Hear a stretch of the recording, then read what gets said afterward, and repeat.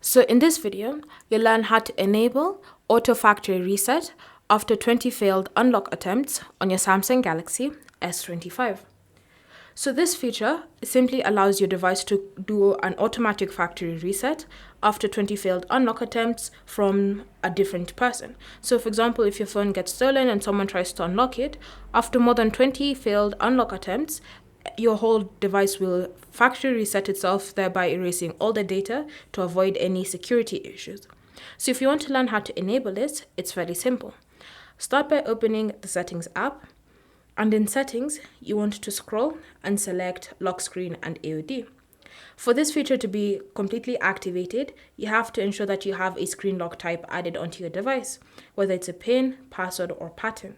If you choose swipe, then this feature won't be enabled on your device. So ensure that you have one of these three options set. And once you've done that, you can then go back to the Lock Screen and AOD menu, and you want to tap on Secure Lock Settings. Enter in your current PIN, password, or pattern.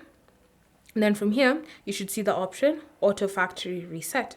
So to enable this, so that you won't have any security issues whenever someone tries to unlock your device, just tap on the toggle like that, and it will be turned on.